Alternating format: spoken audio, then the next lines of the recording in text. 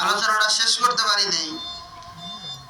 তো যেহেতু জুমার মুসল্লিরা এখানে অনেকেই আছে, আলহামদুলিল্লাহ আমি যেখানে শেষ করছিলাম ওইখান থেকে শুরু করি, মাত্র কয়েক মিনিট। আল্লাহ তাআলা আমাদেরকে দুনিয়ায় পাঠাইছেন আমল করার জন্য। কিসের জন্য বলেন? আমলের মাধ্যমে আল্লাহর সাথে বান্দার সম্পর্ক হয়। সুবহানাল্লাহ। দুনিয়াতে যদি আপনি একটা জিনিসকে আরেকটা জিনিসের সাথে মিলাইতে চান, তো মাঝখানে আরেকটা তৃতীয় বস্তুর প্রয়োজন হয়। যেমন একটা কাঠ যদি আরেকটা কাঠের সাথে মিলাইতে হয়, মাঝখানে লোহা লাগে, প্যারাক লাগে, লাগে কি না? প্যারাক ছাড়া, আঠা ছাড়া একটা কাঠ আরেকটা কাঠের সাথে লাগবে? লাগবে না।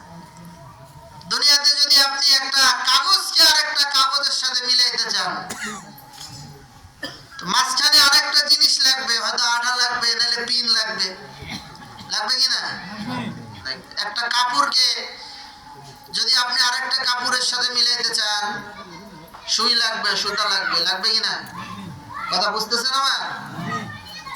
অনুরূপ ভাবে জমিনের এই বান্দা যদি আল্লাহর সাথে মিলতে চায়, আল্লাহর জান্নাত যদি পেতে চায়, আল্লাহর দিদার যদি পেতে চায়, এই বান্দাকে অবশ্যই আল্লাহর সাথে মেলার জন্য তৃতীয় আরেকটা বস্তু লাগবে। ওই বস্তুটার নাম হলো আমল। সুবহানাল্লাহ বলবেন না?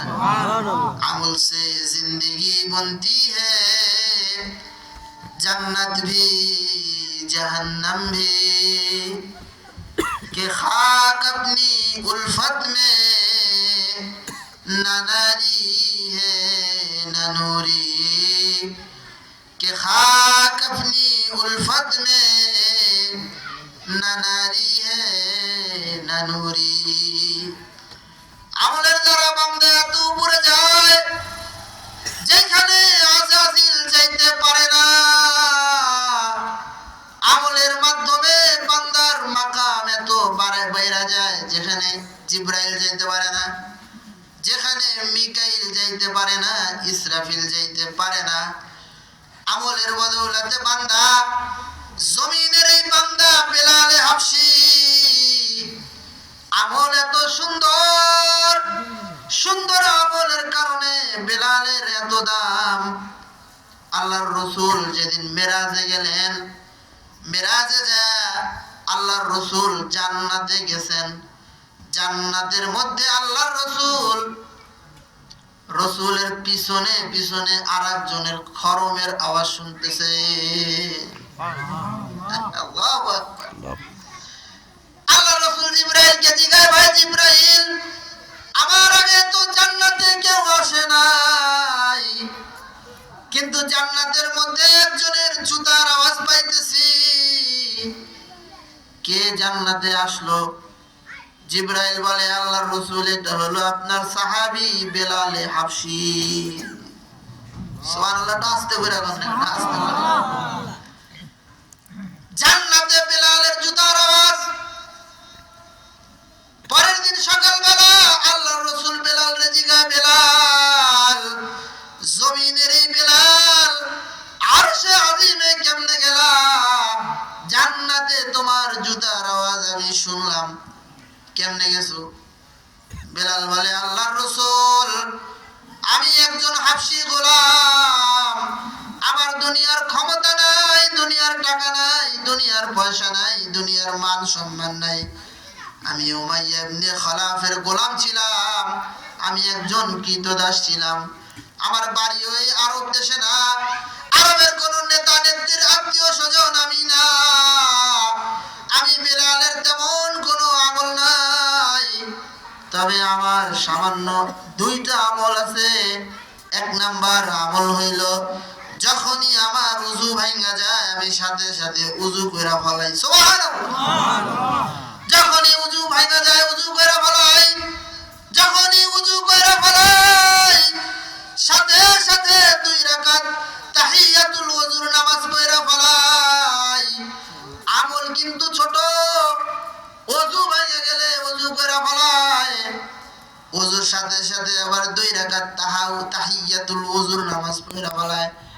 এই আমল আল্লাহর কাছে এত পছন্দের, জমিনের এই বেলালকে আল্লাহ এই সামান্য 2 আমলের কারণে মেরাজের রাত্রে আল্লাহর রাসূলের পিছনে পিছনে জান্নাতে ঘুরাইছে।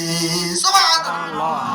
এজন্য আমল যদি কারো সুন্দর হয়, এই আমলের বিনিময়ে বান্দাটা আল্লাহর সাথে মিলিত হয়ে যায়, এই বান্দাটা আল্লাহর সাথে দিদার পাওয়ার যোগ্য হয়ে যায়, এই বান্দাটা আল্লাহর মোলাকাত পাওয়ার যোগ্য হয়ে যায়।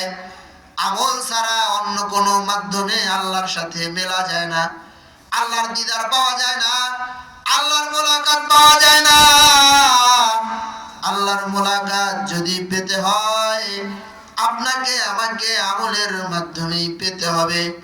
এজন্য সূরাতুল ফাতিরের 29 নম্বর আয়াত, এই আয়াতের মধ্যে আল্লাহ তাআলা আমাদেরকে 3টা আমলের কর্মসূচি দিয়েছেন। কয়টা আমল বলেন? 1 নম্বর আমল হলো ইন্নাল্লাযীনা ইয়াতলুনা কিতাবাল্লাহ, ইন্নাল্লাযীনা ইয়াতলুনা কিতাবাল্লাহ। 1 নম্বরের আমল, যারা বেশি বেশি কোরআন মাজিদের তেলাওয়াত করে, কোরআনের তেলাওয়াত যারা করে আল্লাহ তাআলার কুদরতি কণ্ঠের সাথে ওই বান্দার কণ্ঠ মিলা যায়। সুবহানাল্লাহ বলেন। সঙ্গত কারণে যখন বান্দা কোরআনের তেলাওয়াত করে, আরশে আজিম থেকে আসমানের মালিক আল্লাহ কুদরতি নজর দিয়া এই বান্দার দিকে তাকায় থাকে। সুবহানাল্লাহ বলেন। কুদরতি নজর দিয়া আসমানের মালিক আল্লাহ তাকায় থাকে।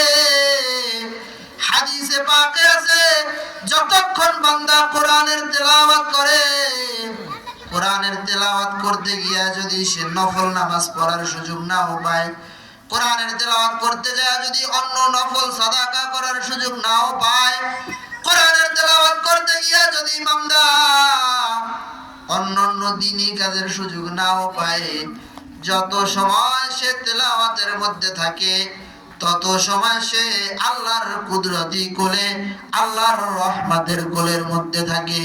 সুবহানাল্লাহ।